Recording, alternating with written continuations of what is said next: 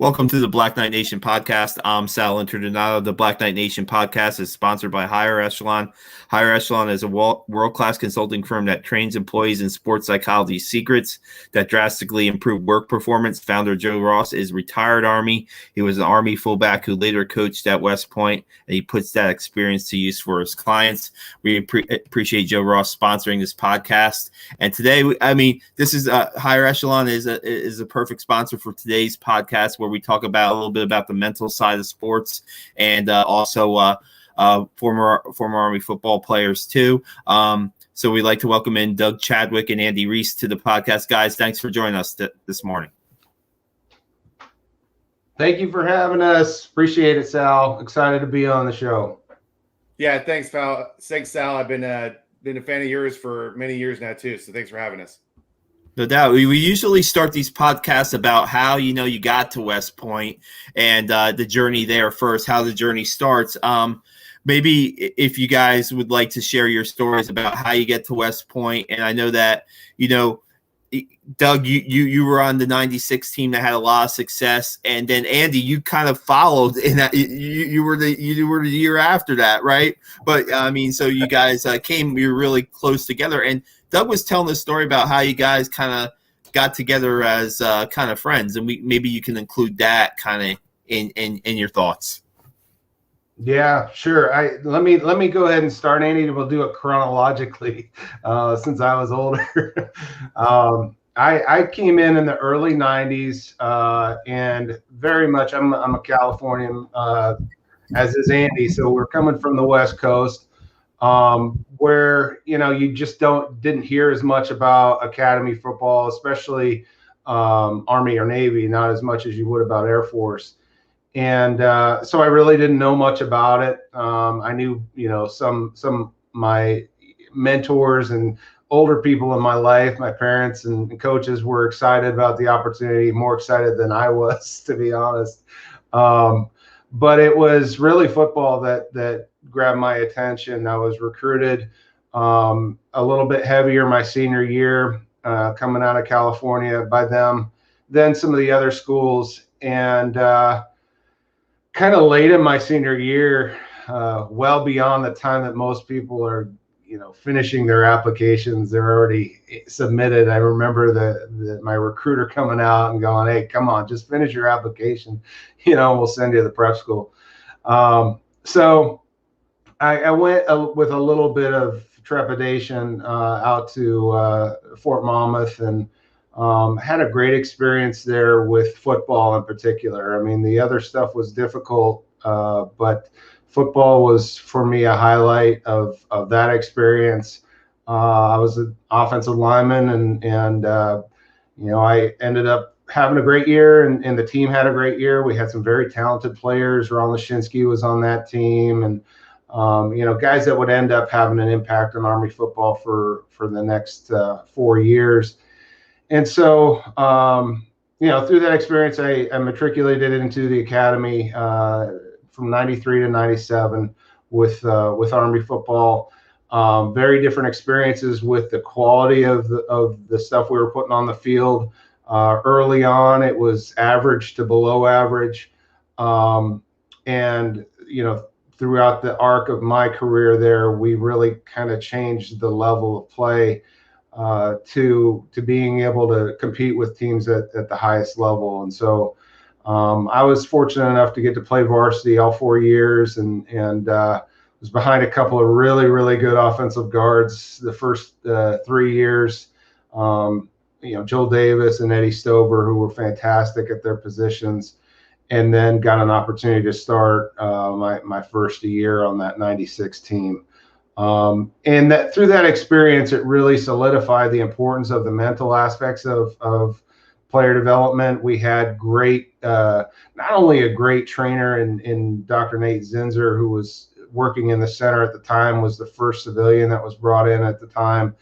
But we had great coaches that were also really, really invested in the mental side of things. Bob Sutton, was certainly an intellectual in that regard, and somebody who was integrating that stuff from very early time when most schools weren't we're considering, that as a method of player development. And then, Mike Sullivan, who's back involved with Army football, was one of our assistant coaches, former graduate of West Point, former player, who actually worked in the center part-time while he was coaching, and he was bringing that stuff very much to life for us, and integrating that into our daily experiences as Army football players. So for me, that whole experience really established the importance of mental skills development, and it made it feel very normal. It was what everybody, that we didn't know any different. We only played, for Army. So that was part of our experience, and it really was crystallized by having a lot of success that first year. Yeah, Andy, maybe you could tell us your kind of West Point, the start of your West Point journey.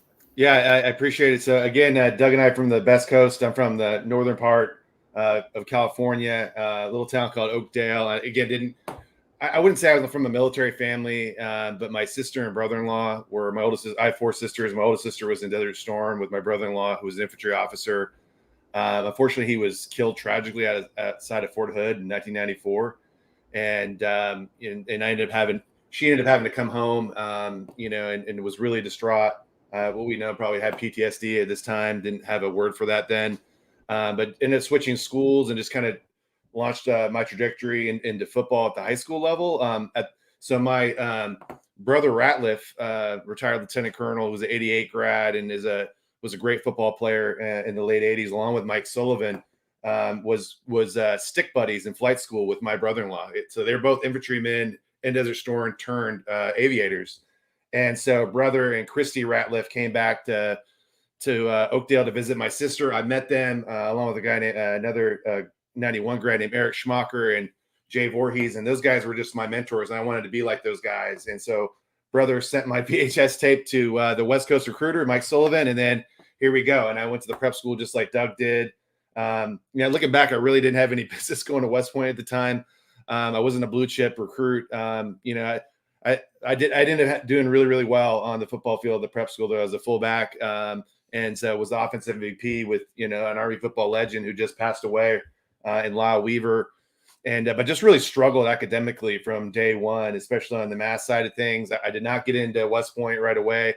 Was really on my way out. I was going to go back to California with my tail between my legs and walk on to Fresno State, which was an upcoming program then, and the last day we graduated, I got into West Point, and that was just really kind of what I call my journey into deliberate discomfort, and part of what made me who I am today. And not just trying to be physically and socially tough, but how to be mentally tough, and push through adversity and stay motivated in pursuing your goals. And so just going to West Point was just a different scenario. I was in 1996 when Doug was playing in that magical season and seeing them play. And we just looked up to them and we wanted to be like them and carry on that tradition. And unfortunately, things turned sideways pretty quick. And, I think we won 11 games over 4 years. It was really the beginning of a kind of if Doug was in the Renaissance period of Army football then, and we went into the dark ages, like really quick, right, for 2 decades. And it was a difficult 4 years, a time of transition, with, the Sutton era coming to an end. My senior year, Todd Berry comes in, and guess what? They don't have a fullback. They have an H-back. What the hell is that? I don't even know what the hell an H-back is. And so, I just was struggling on and off the field. My sophomore years when I found the SEP, and it was because I was stuck, like a lot of athletes who are just trying to, get by and survive at West Point. Coach John Milligan, shout out to Millie, and John Riddle said, "Hey, you should probably go see the SEP." And I met a then captain, Carl Olson, who later went on to become Dr. Carl Olson and retired. As a CEP, an Army football legend, and leader in our field. He's now at Penn State. But then, just like Joe Ross and all these other officers like Doug and I were, he was working with me one-on-one. And so this set of skills that helped me not just survive and get by on the field and be better on the field, but also be better in the classroom, be better militarily, what we call optimal performance, like not peak performance. Like, hey, like I wasn't like at my A game, but I was at my C game and I was getting a C+, barely C+, right? But, to me, that's where I really learned about, hey, it's mental toughness is all about getting the most out of what you have, where you are at any given time consistently, right? And for me, that was just getting by to get by. And I was a role player, and that's part of what I'm here to represent is the 90% Army football players who their game day isn't on Saturdays, and mine wasn't. My game days was on Tuesday, Wednesdays, and Thursdays on House Field, man, just getting after it. And for those guys that are out there who are role players, your scout teamers, you're the guys who are, get to dress out and participate, and then just understand that, I'm living proof that, you don't have to be a starter on the football field to be a starter in life. And that what you're learning, as a role player and, becoming a follower, being a good teammate, knowing your role serves you really well as an Army leader. And, I just think that the brotherhood that I was a part of, and this is living proof of that. I mean, Doug and I are at different eras and different times, different experiences at West Point. But what we had in common was this, right? It was Army football. And, there were times I wanted to quit, honestly, Sal, but I kept on going because my best friends were on football, and there was no way that I was going to let them down. Even in the darkest periods when we were losing, and it just was a struggle, And so I'm just really incredibly thankful for that as I look back, and I just wanted to send that message. And Doug was met him later on. I know we're going to talk about that. It was bringing me along to come back to West Point and to be in this field is just something I'm incredibly thankful for and proud to be with him on this journey. No doubt, Doug. We talked a little bit about, before the podcast, we talked about your relationship with Joe Ross. I mean, he was a teammate and also maybe drew you back to West Point a little bit with the mental side of sports and the Center for Enhanced Performance. Talk about that. Yeah. So Joe and I were teammates. Joe was 2 years ahead of me. He was a 95 grad. I was 97. So we knew each other pretty well, and we hadn't really stayed in contact too much, but through some mutual friends, teammates, Joe was looking for somebody to come back to the center to work, but I was just heading into a deployment into Iraq. This is the end of 2003, beginning of 2004, and so we started some conversations about the potential to come back. And when I was in Iraq as a commander, in a very difficult environment, I was an artillery officer, but we had taken over an infantry role. We had we had an entire capital city with our task force. And so I ended up commanding a company with half of a city of about 350,000 people. And so very violent, very volatile environment. Started thinking through these conversations with Joe about how the mental skills could apply in this context, in this very different context.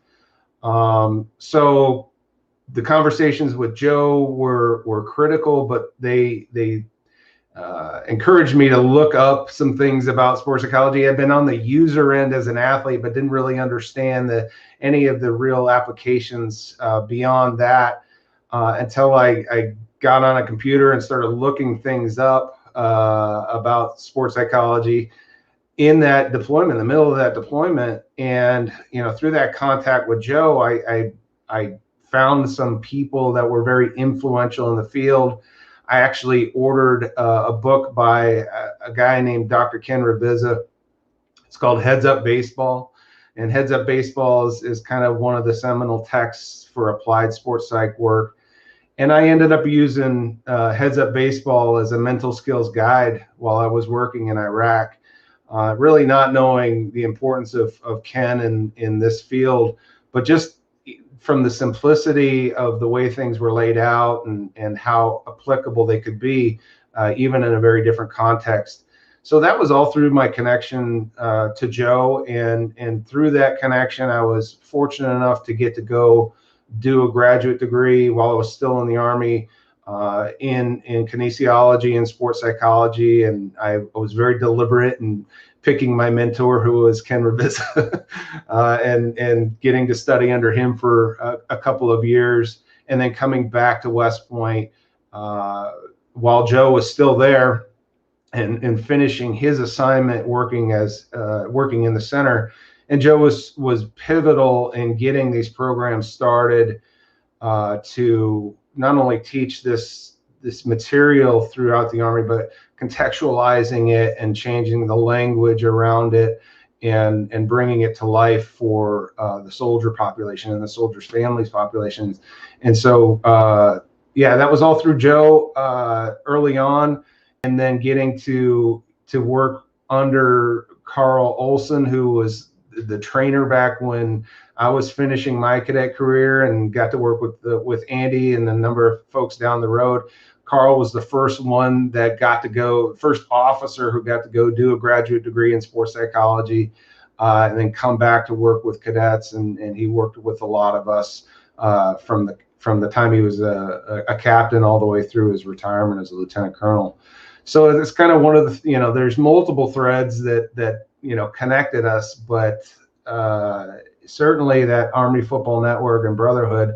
And it's not just it wasn't like a good old boy friends kind of thing. It was, who are the right folks that came from those roots to come back to the center and be able to work on many different levels, not only in terms of working with the team and working with other cadet athletes, but working with soldiers and helping them understand the applicability of some of these different frameworks. Andy, talk about how you met Doug and how you guys working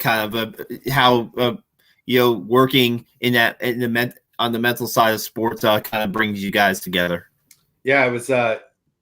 I'll never forget the day when I was in my second deployment in Iraq, and I'm out at some like combat outpost in the middle of Nineveh province, Mosul, Iraq, northern Iraq, and I was I was a combat advisor to an Iraqi Army infantry unit, and which to now I look back, it was called combat coaching, where you're training, advising, and assisting the Iraqi Army, a mission that I felt I was really well trained for or prepared for. Was thrown together with 12 guys. This is a time in the Army when we were trying to stand the Iraqi Army up so we could start to leave and stand down. And obviously it's a traditional mission for special operations, specifically Green Berets. Obviously it's a small population, not enough of those guys to be able to do that. So they were recruiting field artillery officers like Doug and I to go do that. Doug would end up doing a similar mission later on, one of his career as well too. So we both got MIT, the military training team. And, so it was a very difficult deployment. Spent 15 months over there, saw a lot of combat. Probably about a quarter way through, I was thinking about what I wanted to do next. And I'd missed the birth of my second son, was, about 10-year mark in the Army, was really seriously thinking about getting out of the Army. I was supposed to go to the 101st to try to command again. I'd been a basic training commander, prior to this deployment. And, they were going to go right back. And so we were thinking about, hey, just pulling off on the roadside of life. And, so I was looking at maybe like being a ROTC at a university, being an assistant professor of military science, which, you're kind of in that broadening time of your career where you get to go do something else outside of your career field. And I just get this email through the Army Football Brotherhood Network from Doug Chadwick. And I remember his name from that 96 team. We had never met, didn't know him from Adam. I had heard about Joe Ross. He was starting to kind of do a lot of feeling out to try to recruit the Army Football Network to come back in these roles. As the center would expand to do outreach in the Army, which I would participate in later. And so I just immediately responded back to Doug. We started talking, me through his satellite phone, when I would have service and doing our thing, and just immediately clicked. And then obviously Carl was now the SEP director. He remembered me. And so they were bringing me back. But unlike Doug, I didn't come back to with like a lot of instructors at West Point or assistant professors. It wasn't tied to a master's degree. So it was a direct fill, which was great for me because at the time, again, I was thinking about getting out of the Army. And when I came back, I just, I remember sitting in my first instructor course and first of all, it was imposter syndrome. I was walking around because I was not a good cadet, and I was thinking to myself, hey, like, where's Colonel Adamczyk who's going to pop out and knife hand me and tell me that I don't belong here? And I'm looking for the professors up in Bartlett Hall who said, hey, what are you doing here, Riise? And I wanted to go back and be the anti-professor, and I wanted to be the guy who was something who could coach and mentor the cadets who were not good cadets, who were struggling, who I knew were going to be good Army officers, but oftentimes get overlooked, whose island in the storm was the SEP. And so it just was an amazing opportunity, and the lights really came on. I fell in love with the field. Like Doug, I had a lot of personal experience, and in my multiple deployments that I had up at this point, I understood that combat was a thinking person's game about how to be confident despite setbacks, how to have composure in extreme circumstances, how to make decisions under duress, and all those things that are in the intangibles of leadership that really were at a premium now, because you can't train for everything physically, technically, and tactically. You have to be prepared mentally and socially as well. And so, again, Doug, and I say, hey, Doug, can you send me some recommended reading? What's the first book that I read? Heads Up Baseball by Ken Riise. And, I'm reading The Inner Game of Tennis by Tim Galloway, and I'm reading In Search of the Warrior Spirit. And that just really fell in love with the field early on. And then it became a really paramount time in the military, because now all these West Point grads like Doug and I who have graduated and are going out to the Army are now seeing what we're seeing, as they're deploying and coming back and training, preparing, and getting in that cycle. They're reaching back to the SEP to demand those services, because they see how important the mental part of training is to enhance their performance, the performance of their teams. And so now the Army Center Enhanced Performance was born, really due in large part to Joe Ross, going back to him, our sponsor here. And it really got it to become a program of record. We had 6 sites at the time. I was kind of dual hatted. So most of I would say about 80% of what I was doing at the time was outside of the Army, doing outreach, supporting all those units that were getting ready to go to combat who did not have an Army Center for Enhanced Performance, basically a SEP at an Army location. Our first one was at Fort Bragg. We had 6 sites. And to put that in perspective, 12 years later, that program has expanded to we have over 30 sites, almost 300 sport and performance psychology practitioners. The Army's the largest employer of sport and performance psychologists in the world. A lot of people don't know that. And it all started at West Point, and it's really bled over into the corporate side, into athletics. And so I also, while I was there, we had a phenomenal time. This is kind of a funny story. So I'm deployed. I trying to get housing. And Doug, I had to get Doug a power of attorney to sign for my house. We ended up sharing a wall and being next to our neighbors, which is completely insane. And so not only did Doug and I, we became really close. Our families became close. We both our wives had babies when we were there. We had a great time. Doug was the liaison, I guess you would call it, for Army Football Club. He had started the A room. We kind of expanded that. We ran the golf tournament while we were there. Doug, of course, and Travis Tillman were in charge of the football team. And so they would bring me along and allow me to be able to do a little bit of work with the football team, which that's the 2010 team. What an amazing time to be around Army football then. Coach Ellerson was a big proponent of this stuff. So it just was really a special time, a pivotal time in my career that really launched me on this trajectory that I never would have had it not been for Doug to be willing to send that email. And so I'm incredibly thankful for that. And, and our paths will cross again later with the Rockies. Yeah, I was going to ask you guys about your interaction with football players while you were at West Point when you were working at the Center for Enhancement Performance. But that 2010 team, I covered that team. It was my 4th year on the beat, and to see that team kind of turn things around under Rich Ellerson, and I wonder how much of that was because Andy, you talked a little bit about this, about when things are not going your way in a program.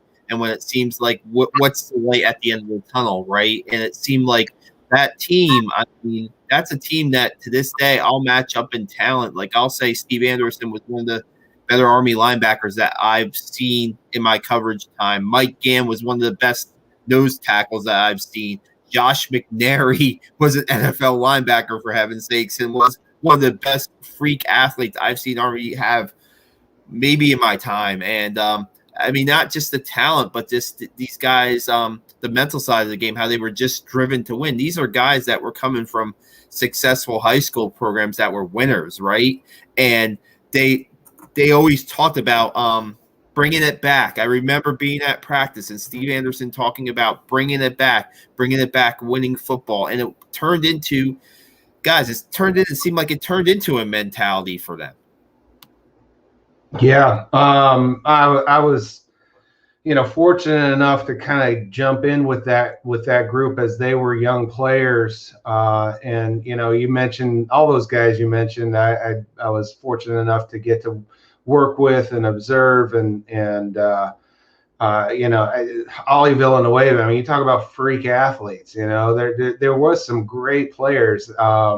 I remember, they do the ice cream social at the beginning of or at the end of the summer, or some point for the plebes going through Beast, and so of course we picked a number of Army football players, and my wife actually went to West Point as well. She was an Army tennis player, so we had a number of football players and tennis players over to the house, and I remember Trent falling asleep on my daughter's bed, getting a nap in while he's there, and while I don't judge him at all for that, it's like, man, this kid's pretty bold. He knows what he wants to do here. So that group really was a special group. To get to spend a lot of time with them was important in my development, working with athletes. But I remember Steve specifically, and you can't talk a lot about their work, but just the dedication to his craft as an athlete, as a ball player, and as a leader were so impressive. And so I took a lot away from that experience. The emphasis that the coaching staff put on that work was critical.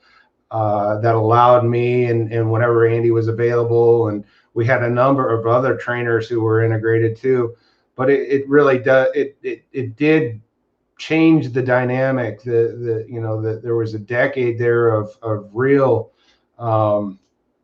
panic around the nature of the program, or the future of the program. So having those opportunities to work with those individuals and that group and see them grow.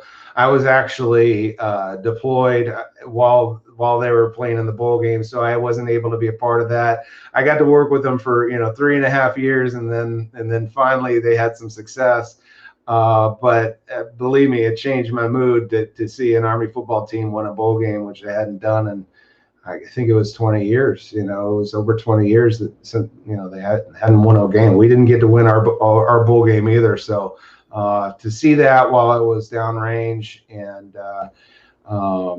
get to experience that vicariously was really, really important to me. Real quick, I covered that bowl game, and I was on the field for the end of that bowl game, and I was on the sideline seeing Trent Steelman complete that pass to David Brooks to seal the game, and I believe I was on the sideline close to Ronnie Makeda at the time, and just to see like an Army football brother, an Army football grad, seeing them win that bowl game in front of his eyes near where he grew up playing football, was just incredible. Just to see the reactions from, like Doug, you said, the grads from that game, and the pride that there was. And I'm a Seattle Mariners fan, right? And I see that Ken Griffey Jr. and that 95 team that beat the Yankees saved baseball in Seattle, right? Well, that 2010 team for Army football really provided some hope for fans in the program, right? I mean, it might have not have gone after that season the way things maybe could have went, but I mean, that team provided a lot of hope. And you looked at the players that were on that team and where they are now in life, just knowing Steve and where he is now in his military career. Trent is coaching and doing what he loves to do at Eastern Kentucky. You have Josh McNary, who's more on the business side now, but had a stint in the NFL. I mean, that was I think sometimes that team maybe doesn't get enough credit because there's so much success having right now in this era of Army football that I think that I just wanted to drop that in, just my perspective. But Andy, maybe you could follow that a little bit. But maybe like you said, maybe you were tagging along with Doug during that time and just the bonds that you made with the players. Yeah, I've embraced the role of the support dude for my entire career, and just being in a position to and Doug really modeled this, and like, hey, people who are mental performance coaches play a critical role, like working with teams and coaches and players, but they're not at the tip of the spear. They're not in the forefront. We don't want credit. We're there to be able to do what's best for the players, protect their confidentiality, because the mental game is very personal, right? But I will tell you, like, just thin slicing that at that time where I would plug in, I saw how invested those leaders were in the mental game and those intangibles of leadership, right? Because it's one thing to say, okay, well, because I'm physically tough, I'm technically sound, I can execute, that byproduct is I'm going to be mentally tough, right?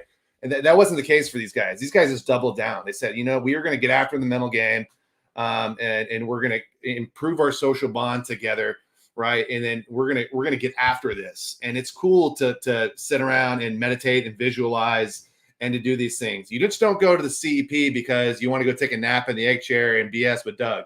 You like, and House as his nickname is. So or I'm just going to go down because I'm struggling academically and I'm going to go get some additional instruction and get some gouge for a big T coming up. No, we're going to use this to give us an edge on and off the field. And just seeing that investment in them is, I think, was one of the differences, at least, that turned the program around. And I agree with you. I mean, they don't get enough credit. 2010 was that class that turned Army football around at that particular time. And I would say their investment in the mental part of their game individually and collectively was a big reason for that. What do you think, Doug? I would like to hope so. Biased answer, of course, but it was a combination, and I think that's what we try to emphasize about the mental game. It's not the mental game versus the physical preparation stuff. It's integrated, and it's part of being coached, and it's part of being developed from a player perspective. That you work all these aspects together, and if the mental game gives you an inch, you talk about the game being a game of inches, and how important those inches are. I think about the David Brooks catch, he puts it at 3 inches above the defender's hand, and David makes a great catch over the shoulder. And I mean, you think about those aspects, being, okay, that's a physical thing, but you got to have the discipline to prepare, the confidence to be able to. I mean, he may have been able to run for that first down, but that wasn't Trent, and he's going to go ahead and make that throw. So I think that's the way we very much look at this work. Is it's not this versus that. It's not the head versus the body. They're all one, and you've got to understand how your thoughts impact your emotions, and your emotions impact your ability to perform under pressure. And so I would like to hope that our work had an impact on some of that. Yeah, I wonder how much of the work that you guys did with football. I don't know if it translates to what you're doing now. I mean, I guess it was kind of both of your guys' starts with sports, with the mental side of sports. Is that right? I mean, with the Army football team, and now what you guys are doing with baseball and Major League Baseball teams, and that maybe you guys can just fill us in on what you guys are up to now, maybe how that start with Army football got it all going. Yeah, well, I mean, the center at West Point, and when you go to West Point as a cadet, you really don't know that there are other, know a different student life. You don't know the different student services that are out there. And so when I went to West Point, this is in the early 90s, there was this center that had, a couple of folks, just a few, starting with Louis Choka, who was the visionary behind this whole thing. Colonel Louis Choka was the founder of the center back in the late 80s, and working with the Mike Sullivans and working with the Greg Gadsens that, helped to establish the connection, and eventually got the opportunity to become autonomous from the Behavioral Sciences and Leadership Department. That we didn't know any different as cadets. And so I think that exposure to it really allowed us to think about it in different ways. And certainly one of the axioms around Army athletics, Army West Point athletics, is upon the fields of friendly strife. And when you think about that sort of visionary quote from over 100 years ago, and I think General MacArthur was thinking about how the discipline, how the focus, how the motivation, how the different aspects of managing yourself under those conditions in sport can transcend into different life experiences. And of course, he's talking about the context of combat. But what we were able to see is that it wasn't the blocking and tackling that you were going to bring into the other side of your life or your professional life. It was those intangible aspects. So I think that really laid the foundation for that experience. But we didn't know any different, and having it as integrated and as supported by the coaching staff and by the people around you was critical, and for that program to be accepted, into our development. Yeah, and I would say that was what was cool about when I left West Point. Doug was deployed. I left. I went and worked with the Special Forces community for another 5 years over the remainder of my career as a fire support officer, as a joint terminal attack controller. Again, in a support role, jumping out of perfectly good airplanes and helping Green Berets put warheads on foreheads was my day job. But these guys had embraced this elite tactical athlete concept that we were familiar with as Army football players. So Green Berets who were trained, assessed, and selected for these certain traits and attributes that we're looking for, who look at themselves as like elite athletes, elite tactical athletes, and how, now we're starting to bring in these resources and surround them in that sports model that we're familiar that we work in now. And early on in, probably around 2012, obviously we're in the long slog of the war, right? And so the mental game became at a premium, not just from a mental health standpoint, but also from, a resilience and a mental performance side. And they didn't have, at least the 7th Special Forces Group at Eglin Air Force Base, where I was stationed, did not have a mental performance coach. We had strength coaches, nutritionists, we had mental health specialists, and we were starting to kind of build that interdisciplinary team that we see now that's pervasive across the Army and in sports, especially in baseball. And so, I was moonlighting doing that, right? And I was working with Green Berets individually and as teams, and we did that at home station, and then deploying to Afghanistan and doing the work as we were going along. And then even beyond that, like teaching them how to negotiate, right? And about the art and science of influence, as an extension of self, was another cool thing to be a part of. And that just really opened up my eyes as far as where this field was going, and how important it was. Because when Doug and I came in the Army as lieutenants, we weren't talking about, think about it. We call it behavioral health in the military. We didn't say mental health because the word mental has such a strong stigma on it, and it still does. It's not mainstream yet, but it's definitely more a part of our deliberate and intentional training and preparation of how we go fight and win our nation's wars, right? So like now, if you go anywhere in the Army, you can't imagine not having in your installation, or even now embedded in your unit through the health and holistic fitness program, having a sports psychologist that you can go talk to about this, right? And help you develop a training plan, as far as the mental aspects of how you shoot, move, and communicate. And that's everywhere now. And I think, it's important to understand that now graduates are coming out and they're not leaving behind what they learn as football players in the CEP. They have those resources available to them. And I'd really encourage, if you're listening, to go seek those out. And because they're out there, and it's more important than ever, especially as we're kind of emerging and going back and forth with the pandemic. Yeah, how we got this podcast together, Andy, was I did a podcast with Jacob Hurtubise, right? Our former Army baseball player, and that's somebody that you've worked with, right? Have you worked with Jacob? Yeah. So if we can a little transition the conversation now to what you guys are up to now and what you guys are doing, just talk about the relationship that you built with Jacob, and just what your role was with that, and just getting to work with him a little bit. Yeah, so I'll circle back around to Jacob. But as I was retiring from the Army last year, Doug, I was starting to get some interest in Major League Baseball clubs, and I was seeking out Doug for some advice. And he's like, "Well, what if you came and interned with us?" And now the Army does a great job for those Army football players or officers who are out there. There's some great transition programs to help you. I call it try before you buy, and play civilian before you take off the uniform, whether you're getting out or you're retiring, like Doug and I did. And I took advantage of that through the SOCOM Special Operations Command, their care coalition as a warrior care program that allowed me to be able to go do several fellowships so I'd moved to Texas. I was at Fort Benning, my last duty assignment, where I was teaching there at the Maneuver Center, training infantry and armor soldiers and enlisted folks. And they'd moved to Texas.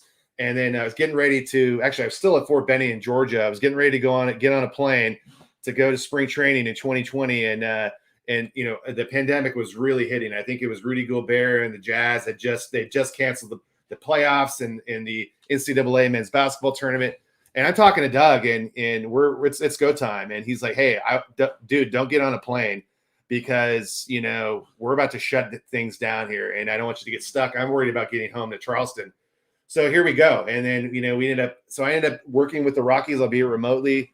You know, I was disappointed at first, but I think it ended up being a blessing in disguise, because then I became, through Doug, again, bringing me on board into Major League Baseball, Doug being my sponsor and mentor, brought me in, and now I'm on the inside track as far as jobs that are open. And the Reds were building a mental skills program. It was a good fit through Dr. Tyler Klein, who I just worked with this last season up until Monday.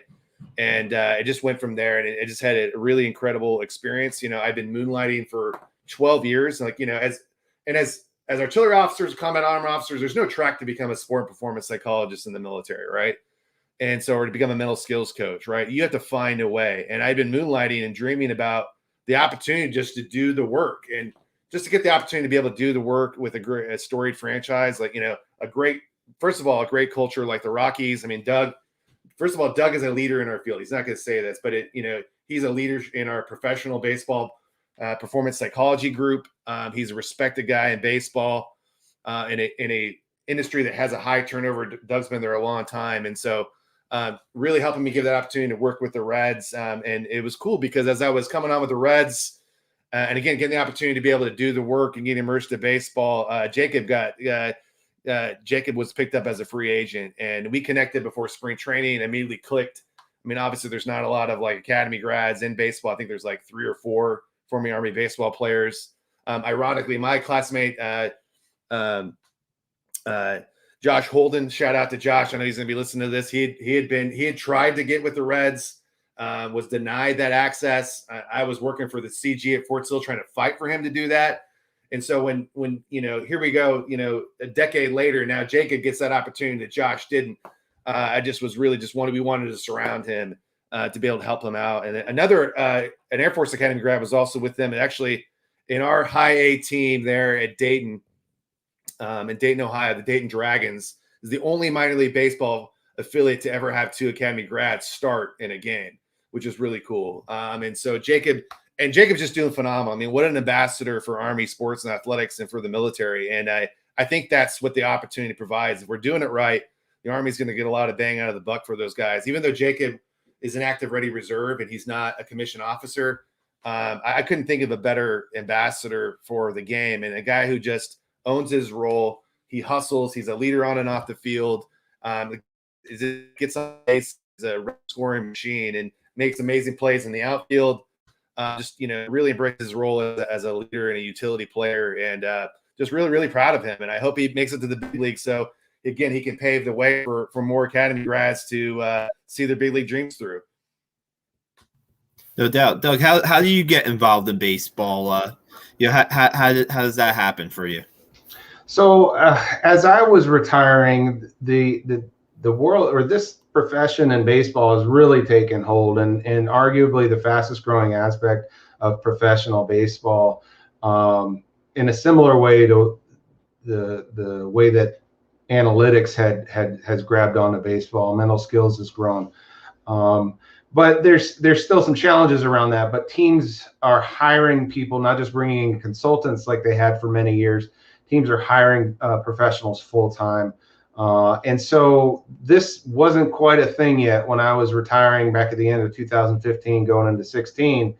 And I had been mentored by Ken Riise, who was a staple. His name was well known in baseball. He had worked with the Angels for dating back to the early 80s, way before most teams were integrating anybody. And he had grown up with a young minor league coach there named Joe Madden, who would later go on to manage a number of major league teams, now with the Angels. And so having started that connection by reading Heads Up Baseball, I grew up playing baseball. I wasn't genetically predisposed to be a baseball player, but I was the big offensive lineman playing first base and DH all the way through high school. I love the game. I had an opportunity to play college football, even wrestled a little bit at West Point. So those other sports there was more expectations. For me, I had this emotional connection to the game. But then going to spend a lot of time with Ken, who wasn't just known for his baseball work, but he was probably most well known for his baseball work. So as I was getting ready to retire, I had done my PhD, and I was really looking at things that were more oriented on academe with the way that things were at West Point. The Center for Enhanced Performance is not just the program for mental skills, performance psychology. It also handles all of the student services other than the clinical support. So any of the academic support that cadets are provided, and now even specific to cadet athletes where they have these cadet athlete support personnel, all that's in the center. So I was looking at doing something similar to that at another institution, running a student athlete support center. And Ken called me up towards the end of 2015. He's like, hey, these teams are hiring folks full time. I know the Mets are going to look for somebody, and the Rockies guy who he was really close with took another job. So the Rockies were going to be looking for somebody. And so I got on a conversation. Ken was like, would you even, entertain a phone call with them? And I said, of course, this is a great opportunity. Not what I was looking to do, but, I'll certainly have a conversation with them. So I got on the phone with the assistant GM and with their player development director and some of their other folks. That 5-minute phone calls turned into hour-long phone calls, and it just I really clicked with them and their vision of what this could be. And my first question was, how much travel is going to be involved? And I was undersold on the amount of travel, but once I started doing this, so I went directly into this role with the Rockies back in 2016, even straight from starting my terminal leave. I think I left West Point on a Thursday, and I was in Rome, Georgia that weekend, working with one of our minor league teams. So from the get-go, I was integrated and really got to have a lot of autonomy in being able to develop the program with the Rockies and see the growth of the field throughout baseball.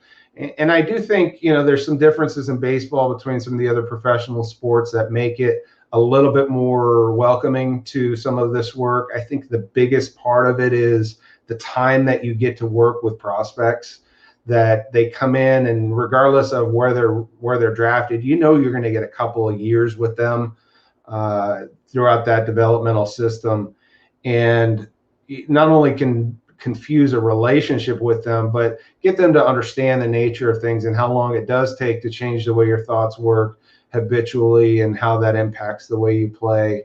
And so I think that helps with baseball in particular, whereas let's just, the NFL, to be honest, is a bit more of a meat grinder thing. Even if you're a high draft pick, you're expected to contribute right away. And if you don't, you could be gone within a year, and that's just the way things work. Not that there isn't room for it in the other sports. It certainly is. It's just baseball was one of the first to understand how that could fit into their current structure. For you guys both to stay in sports in your profession, I mean, it seems like that has been a good fit for both of you. Just maybe talk about that and how there is kind of that. There's a love for that, and just to have that opportunity to keep working with athletes and keep have an impact on that, so to speak. Yeah, I'll jump on that too, just because I just jumped off that train, because of the lifestyle realities that you face they're very similar to the military action. I think Doug would agree with this, and I think that it made it attractive to us because baseball is a lifestyle, and you have to sacrifice a lot to commit to a long season and a lot of time on the road. For us, baseball right now is accustomed to kind of the persistent presence and being available, and it makes sense because the coaches and the players are everything is right in front of their face is what they consume in terms of player development and health and performance, right? And And I think, what's cool is that Doug and I started experimenting with in the how can you continue to be able to support people remotely, and so that players can continue to develop, in all ways, including the mental game, when you're not there, right? Because I think the consultant role, I think Doug would agree, is a little bit limited,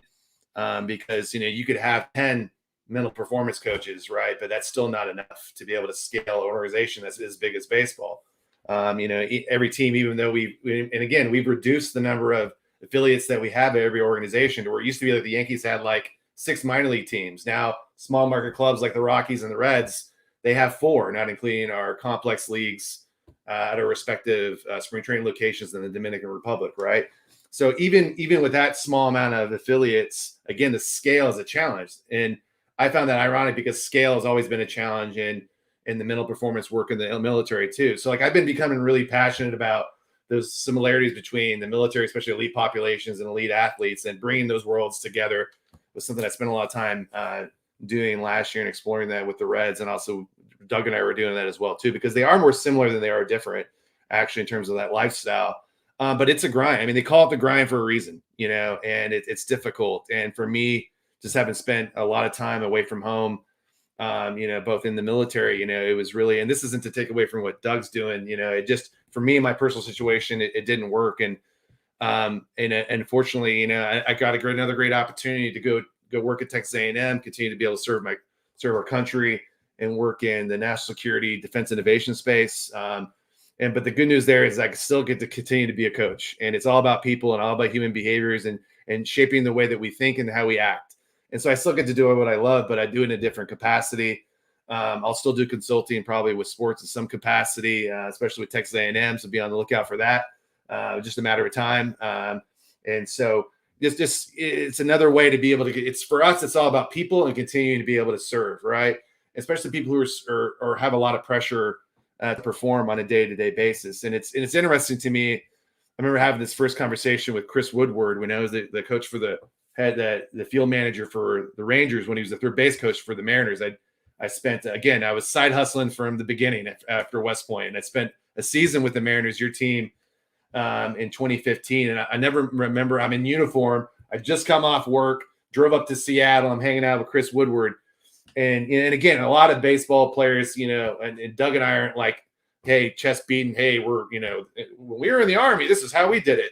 It's a very quiet thing. And eventually they're going to find out your background, and they're like, and there's a lot of reverence towards service members, especially with most athletes. And they're like, well, hey, look, when we start to, hey, what you were doing was in combat. That was the ultimate thing. Your life was on the line. I can't imagine what that was like, because they have this construct in their mind that we're over there constantly getting shot at and blown up, and based on what Hollywood and the media says. And I remember at the time I turned and I said, Chris, I said, I appreciate that, but I didn't have the pressure you have to perform for your livelihood every single day on a baseball field like you do.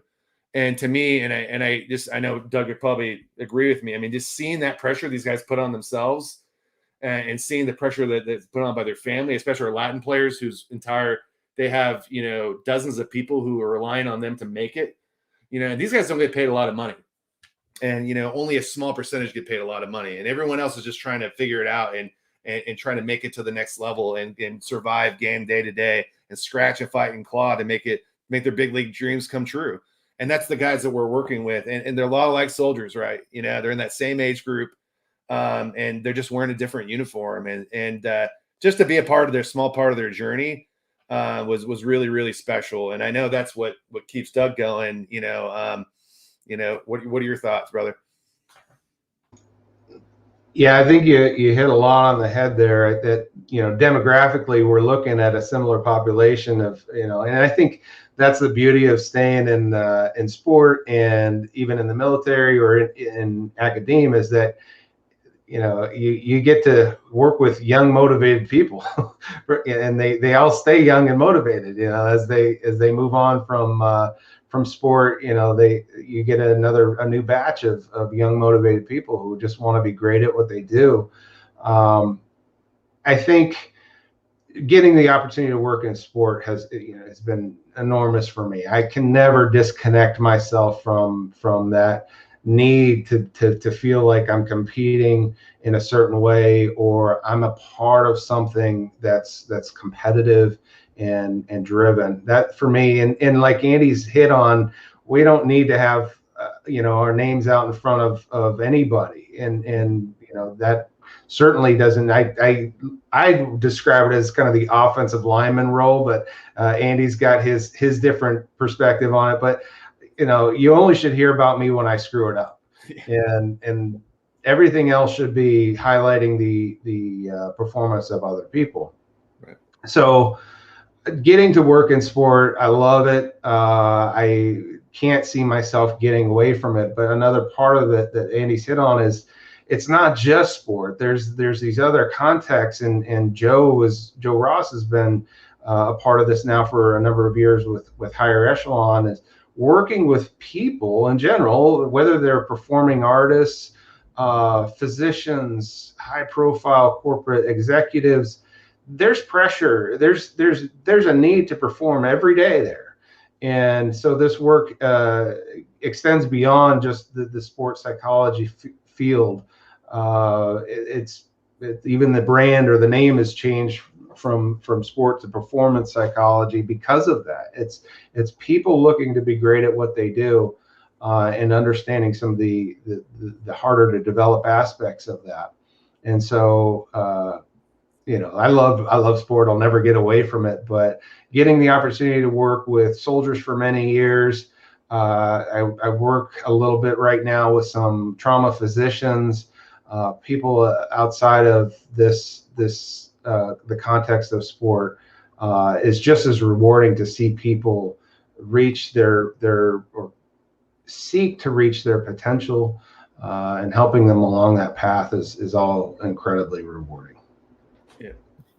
Yeah, no doubt.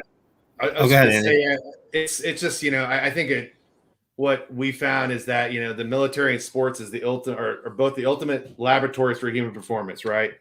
And to live in and be in those arenas on the sideline is just, it's an amazing experience. It's hard to put into words how special that is to be a part of those cultures. But then also, like Doug's saying, like to help cross-pollinate those best practices and the research and what works both in those arenas and the other arenas. I mean, that's what we're both about. And the reason why we're here today talking to you, Sal. No doubt. Really, I appreciate you guys telling us your stories from West Point to what you're doing now, and just the relationships that you built with each other and also with, athletes. Wanted to wrap it up with maybe some thoughts about maybe some favorite moments of your days as Army football players, and also maybe what you think about, the season kicks off tomorrow for Army. They're at Georgia State. This is teams coming off a pretty successful season during some really trying times during COVID. Brings back a lot of talent. Maybe just get your thoughts on bring it back to Army football a little bit, with what maybe a favorite memory or what you think about this year's team. You want to go first, Andy? Yeah, I'll start, I guess. To mine, I'm going to deviate from like an on the field moment too, because I think what's been great about being around Army football players and hearing their stories, it really has nothing to do with, what happens, on the field, right? It's all the stuff that happens off the field in practice or hanging out with your brothers and the guys, like this tight nucleus of guys that I didn't have brothers growing up. They are my brothers. I mean, and they're the next best thing to it. And the guys I stay in touch with, and they're kind of on my executive board, I guess. But a particular moment that I remember I had was just during the off season and just how hard we worked. And I remember Satan, shout out to Scott Swanson, who's battling cancer. And it just a guy who's just been a rock in our program for so many years. I mean, the guy's getting chemo every single day, and I don't want to talk about his business. And he's showing up to work every single day, and he just represents all things toughness in my mind, and just exuding that and teaching us how to exemplify that as Emory football players. And I'll never forget an off-season workout where we had to go run up to the back, a hot summer day, it's PIAD or whatever it was, our off-season workout with the juniors and seniors. And he had some ridiculous workout plan that took us several hours to compete, where we ended up running up to the back of back of the to the very top, the very high point at West Point, actually not too far from where Doug and I used to live up on Stony Lonesome. And they had to run down the back of the ski slope, touch the lodge, run back up the ski slope, and that was just the beginning. It was like this mungadai, this skull session of a workout, and I just wanted to quit so many times, and just and I just remember leaning on my brothers to the left and the right, and to physically get through that, to mentally get through that, socially get that, and then that to me was the epitome of like an Army football moment, man. It's like when nobody's looking and when everybody else is hanging out and taking breaks, Army football players, Black Knights are running the damn ski slope, getting after it and forging men and leaders of character, man. And to me, that was what it was all about. Yeah, it's great stuff, man. Certainly the things away from the field is those were part of the experience. You're spending hours and hours and hours a day with these individuals, and the fact that you even want to see their faces when you leave the academy is in some ways surprising. But you form these bonds with your teammates, and I still connect with them. Just texting one of them this morning from we're trying to get together. Trying to sneak up to the Georgia Clemson game this weekend, and I was going to stay with Jeff Hank, but his family's got COVID, so thoughts and prayers for quick healing for them. But I think for me, I have to go to an on the field moment or a couple of moments from my first year. The Air Force game back in 1996 at home. It was the first, maybe the second game under the lights at Mikey, but they had to bring in light standards. They didn't even have them that were bright enough. And, national TV and Air Force had beaten Notre Dame that year. And we hadn't beaten them in close to 10 years. And we really, I look at it like a team in the zone. You think about your zone moments, but they're kind of they're infrequent at best, and they're usually pretty short. But just that whole experience, just seeing how invested the Corps Cadets was, and the emotion on the guys that they were able to manage during the game, but afterwards, just tears of joy after beating Air Force after so long. And then getting to raise the Commander-in-Chief's trophy after a really challenging Navy battle, that game in the rain there in the old vet, which was a challenge in itself with the turf monsters everywhere. But being able to raise the Commander-in-Chiefs in front of the President of the United States is pretty special. So those are two of the moments I remember that really won't ever leave me, I don't think. And then being able to be undefeated against them against Navy was fantastic. So I'll take those. Yeah, and I guess as Army football grads, it's great to see that success that the current Black Knights are having in the Commander-in-Chief's trophy with Navy and Air Force. Right, 3 of the last 4 years, that trophy's been at West Point, and right now you have to say that Army is the top football program of the service academies with the run they've had under Jeff Monken. Man, it's got to be pretty prideful to see where they've come, right, and where they are now for you guys. Right, I'm guessing it's just really a great time to be an Army football fan and grad, no doubt. Yeah, no question. We can come out of hiding. Yeah, we were in hiding for a little while. I mean, let's face it. I mean, and I remember on those distros that of some really disgruntled former Army football players, and Doug being on the brunt of that. Yeah. And during the lean years, so to be, and we were always supporting, right, and so but to be a proud Army football player and fly the flag and for when I was in the military, or people find out you're an Army football player and their kind of eyes go up, and and they're like, wow, Army's pretty damn good, and they're a powerhouse and they're a force to be reckoned with. Nobody wants to play us. And to hear the guys who were on the sidelines for the Oklahoma game and the Michigan game, and they're getting back on the text, they're like, whoa, these guys are big, they're fast, they're strong, and they're as tough, if not tougher, as we were. And so, and I just hats off to Jeff Monken and the leadership for what they're doing. I mean, just to keep going, keep pounding the stone, boys. And we're behind you in the Army Football Brotherhood all the way. Yeah, well said, Andy. I think, the Coach Monken and that staff has changed the expectations around the program. And that was the biggest challenge, I think, was, understanding that this isn't just, having the right athletes at the right time. This is understanding that it's going to take a whole lot of work to get to where we should be, not where we are right now. And to see the way that they perform with an expectation of winning, for so many years, they would find really painful ways of losing games that they should have won. And now it's a different result, and seeing the way they battled through the Air Force and Navy games this last year, winning the Commander Chiefs at home against, I mean, they weren't a healthy team. The whole COVID scenario around the whole season, I mean, it was unimaginably difficult.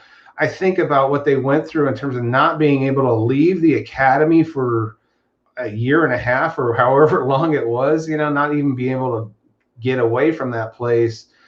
That's just unbelievable discipline that the guys demonstrated, and really a source of pride for those of us who played the game long ago.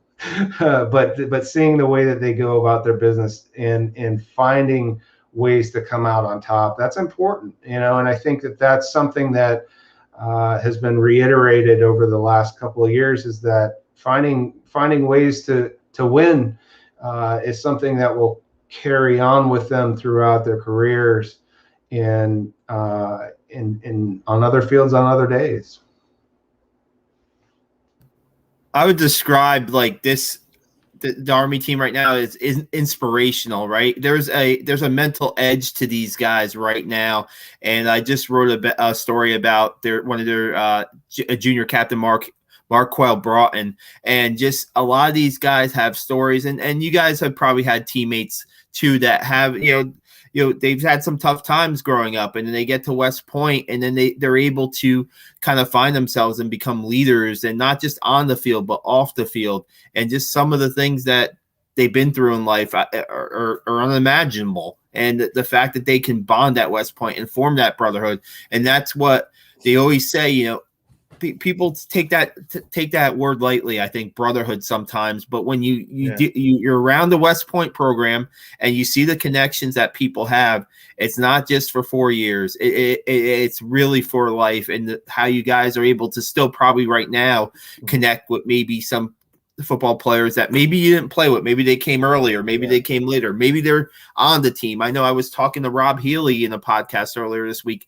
Christian Anderson, the quarterback for Army, sent him a letter like recently, just connecting with him. And that's that's 1985 and 2021, so there's your connection right there. The bond's incredible. You guys have formed a great one too. And maybe we can just kind of wrap up the podcast with just, that side of it. Yeah, I'll just say that, to my closing thoughts were too. I mean, it starts like we keep talking about that quote, and, and I want to look at that plaque that we touch on the way out. It says, I want an officer for a secret and dangerous mission. I want a West Point football player, and man, I got to tell you, like, we don't talk about this a lot, but the guys that play Army football and Army athletics, there's some dudes out in the military who are leaders to the nth degree, who are called upon to do the hardest and most difficult missions, from Ranger Regiment to Special Operations and Delta Force to becoming infantry and artillery leaders. The guys that I play with, guys like Tom Gecke, who's going to take 10th Mountain Artillery here, at Disa King, like General Pat Work. I mean, our superintendent, General Dylan Williams, and our retired General Kazan. I mean, there's some straight up dudes out in the world who are former Army football players. And I haven't even talked about in the corporate world, like, who are just crushing it, and just leading the way as far as what you want and what you look for in a leader. And that's what you get. And when you invest across, they're up at the stadium every single day. And I'm just really proud to be a small part of that. Yeah, I just would reiterate that piece. There's so many. It's hard to even name names because you think across their teammates and you think across the generations of Army football players, former cadet athletes, West Point graduates in general. You're just surrounded by these incredible people that you should feel pretty good about being connected to, and I do, and I think that I probably don't stay as well connected as I'd like. The job is part of that keeps me pretty busy and on the road a lot, but knowing that I can, and knowing that we're generating another at least generation of future leaders that are coming out of that institution, they're coming out of that program specifically, who are really special, and they're going to be important in the Army and whatever field they decide to be great at. I've had my shoulder replaced in the last year, some of the remnants of Army football, but unfortunately it's got to be replaced, and I've got a 93 grad who's going to take care of that for me. So I mean, you just come across these incredible people along the path of life that come out of that institution. I would say far more so than the Naval and the Air Force Academy. Had to get that dig in. Got to get it in. Shots fired. Absolutely. They're okay. We can wrap it up on that, right? I mean, that's a good way. That's a good way to close this out. But man, what a great time it's been talking to you guys and just hearing your stories, and just we covered a lot. If you're an Army football fan and you want to enjoy podcasts like this, you can go on all podcast platforms. We're at Black Knight Nation. We have a YouTube channel that's growing, and we're putting current content from Coach Monken's press conferences, player interviews. We're going to have I hope to have a post game podcast this weekend after the Georgia State game. And you could follow us. We have Black Knight Nation t-shirts, blackknightnation.com. Take a look at those. And guys, really, Andy and Doug, really appreciate your time today. Thanks so much. Thanks, Sal. Go Army, baby. Thank you for having us, man. Great conversation. We appreciate it, and wishing nothing but the best for the Army team this year. Beat Georgia State.